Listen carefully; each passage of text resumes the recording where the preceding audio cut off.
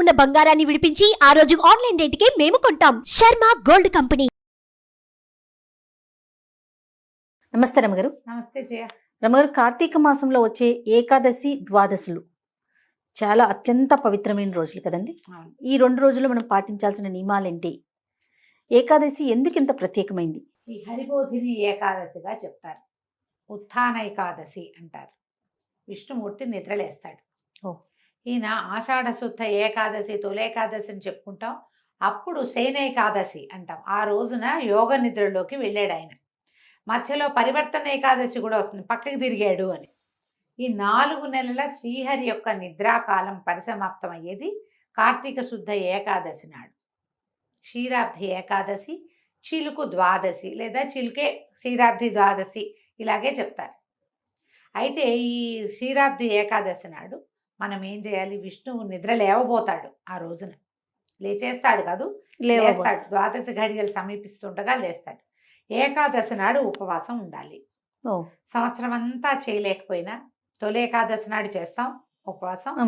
హరిబోధిని ఈ రోజున ఆయన స్వామివారి నిద్రలేస్తాడు కాబట్టి, విశేషించి ఇది కార్తీక మాసం కాబట్టి ఈ రోజున ఉపవాసం చాలా ఫలితాన్ని ఇస్తుంది, అనంత ఫలితాన్ని ఇస్తుంది.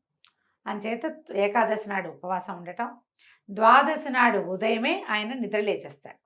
ఈ నిద్రలేచిన ఆయన తులసి మూలంలో ఈ రోజు నివసిస్తానని ప్రతిజ్ఞ చేసేట. అందుకని ఈ తులసి మూలంలో విష్ణుమూర్తిని భావించి పూజ చేస్తే విశేషమైన ఫలితం కలుగుతుంది. అయితే ఈ రోజున ఏం చేస్తారు? ధాత్రి తులసి కళ్యాణం చేస్తారు. ఉసిరి చెట్టు మూలంలో కార్తీకంలో అంతా విష్ణుమూర్తి ఉంటాడు. ఈ ఉసిరి చెట్టు కిందే మన సాలగ్రామ పూజ చేయమంటారు, శివ కళ్యాణం, విష్ణు కళ్యాణం చేయమంటారు, తులసి కళ్యాణం చేయమంటారు. కార్తీక వనభోజనాలు చేసేటప్పుడు తప్పకుండా తులసి చెట్టు ఉండవలసిందే అంటారు. ఉసిరి చెట్టు, అదే తులసి చెట్టు ఉండాలి, ఉసిరి చెట్టు కూడా ఉండాలి. చెట్టు కిందే చేసుకోవాలి. చెట్టు ఒక పెద్ద వనంలోకి వెళ్తే ఎన్ని చెట్లున్నా ఉసిరి చెట్టు లేకపోతే ఆ వనం పనికిరాదు భోజనానికి. ఇది విశేషంగా చెప్తారు.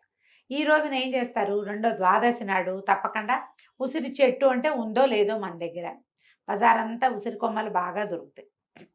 ఒక ఉసిరి కొమ్మని తెచ్చి సాంగంగా విష్ణువుగా భావించి ఈ ధాత్రి వృక్షం తాలూకు కొమ్మని తులసి దాంట్లో పాతిపెట్టి తులసి అష్టోత్తరం చదువుకుని చక్కగా పసుపు కుంకాలతో అలంకరించి ఒక దారంతో రెండింటిని బంధించి పసుపు కట్టిన దారంతో తులసి ధాత్రి సమేత కార్తీక దామోదర ప్రీత్యర్థం వివాహం విష్ణు కళ్యాణం జరిపిస్తున్నట్టుగా పూజ చేసుకోవచ్చు.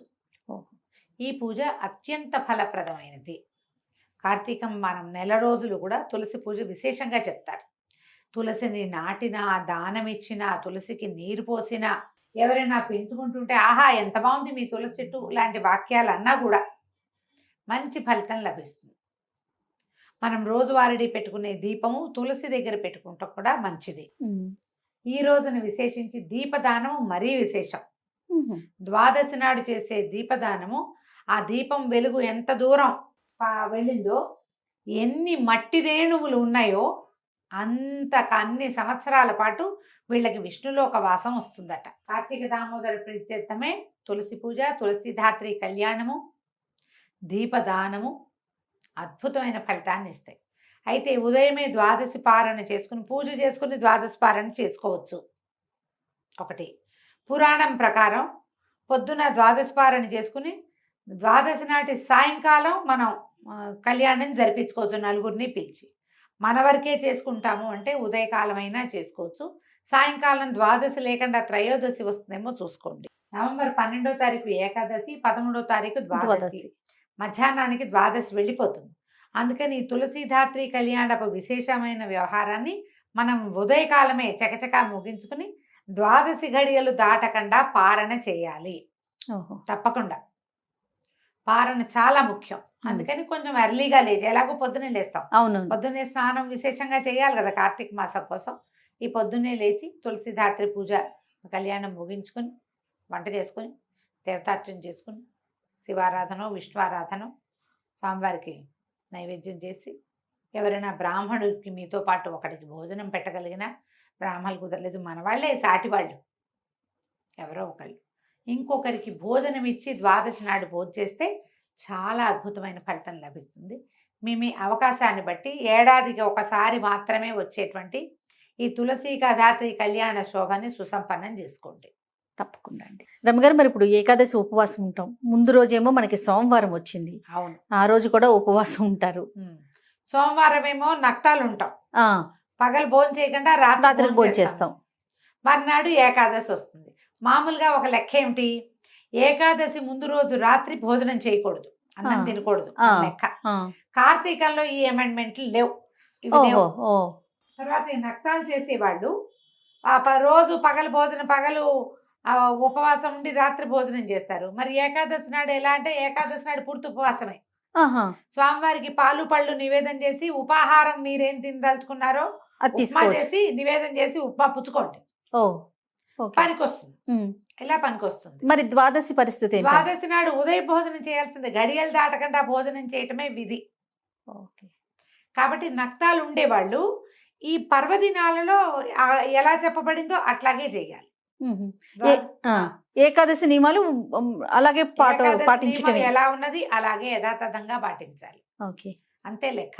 పర్వదినాలప్పుడు పర్వదినపు పద్ధతి, మిగిలిన రోజుల్లో నక్తాల విధానం నడుస్తుంది, అంతే పద్ధతి. ఈ ఏకాదశి నాడు ద్వాదశి నాడు కూడా దేవాలయ దర్శనము, దేవాలయంలో దీపాలు వెలిగించటము, దీపస్తంభాన్ని నిర్మించి పెట్టటము. మనం ఈ తులసి ధాత్రి కళ్యాణం చేసేటప్పుడు ఏదైనా ఎత్తైన ఒక గట్టు ఒక స్తంభం లాంటిది పెట్టి దాని మీద దీపం పెట్టడము. ఇది ఎందుకు రమ్మగారు? దీపస్తంభం దీపమాలిక సమర్పణము ఎలాగో దీపస్తంభ సమర్పణం కూడా కార్తీక పురాణంలో చెప్తారు చేయాలి. అందుకని ఏం చేస్తారు, ఎత్తైన దుంగ నిర్మించి దుంగ పెట్టి దాని మీద దీపం పెట్టారు. అప్పుడు చూడు, మనం నేల మీద దీపం పెడతాం, అది ఇంత మేర వెలుగు వస్తుంది, ఏదో దీపం ఉన్నట్టు మినుకు అంటుంది. ఎత్తు మీద పెడితే దీపం ఎంత దూరం వెళ్తుంది? అవునవును, ఎక్కువ దూరం వెళ్తుంది.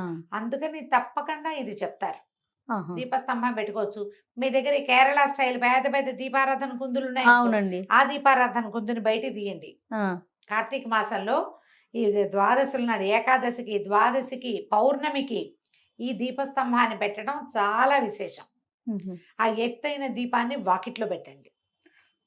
ఆకాశ దీపాలు మనం లాగి పైన వెలిగించుకుంటాం, అప్పుడు వేలాడేవి దొరుకుతున్నాయి కదా. అవును, అందరిళ్లలోనూ కరెంటు లైట్లు కనపడుతూ ఉంటాయి.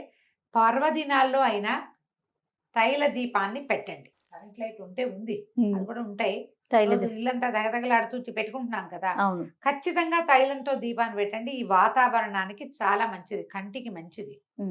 ఈ వెదర్లో ఉండే రకరకాల పురుగులకు, క్రిమికీట కథలకి ఆ తైల దీపం తాలూకు ధూమం, పొగ మంచిది. అవకాశం ఉన్న వాళ్ళు చెయ్యండి అమ్మా. ఈ తులసి ధాత్రి కళ్యాణం కూడా అదేంటో సినిమాటిక్గా చేయాలని అనుకోవద్దు, చేత వచ్చినంత చేయండి, అసలు మానేయకుండా. ఆ రెండు పెట్టడం, చక్కగా పసుపు బొట్టు పెట్టడం, రెండిటికి కలిపి విష్ణు సహస్రనామం చదువుకోవటం. అవునండి. తర్వాత ఏమో తులసి ఇవి దొరుకుతాయి, అష్టోత్తరం దొరుకుతుంది, తులసి స్తోత్రం దొరుకుతుంది, అది చదువుకోండి. రెండిటికి కలిపి ఒక పసుపు దారాన్ని ముడివేయండి, ఒక పువ్వుల దండ పెట్టండి, చక్కగా అగరత్తులు చూపించండి, పంచోపచారాలు చేయండి. షోడశం కాకపోతే పంచోపచారాలు చేయండి. దీపం, ధూపం, నైవేద్యం, హారతి, ఓ తాంబూలం. ఒకళ్ళు ఇద్దరు ముగ్గురు అపార్ట్మెంట్లో అయితే చక్కగా అందరూ కలిసి 4 చుట్టూతా దీపాలు పెట్టి, తులసి చెట్టు అంటించేయకుండా కాస్త యువతలకి దీపాలు పెట్టి చక్కగా కళగా శోభగా అలంకరించుకుని కళ్యాణం జరిపించుకోండి. విశేషించి కార్తీకంలో పర్వదినాలే ఎక్కువ చేయాలి. అవును, ప్రతిరోజు ఏ రోజుకి ఆ రోజే అనిపిస్తుంది, ఏ రోజుకి ఆ రోజే. ఇప్పుడు ఇలాంటి ప్రత్యేకమైనవి మనం ఏటా ఒకసారే చేస్తాం. అవును, ఆ ఒకసారి చేసేది చక్కగా సుసంపన్నంగా శ్రద్ధగా చేసుకోండి, అంతే. రైట్. నమస్తే. నమస్తే.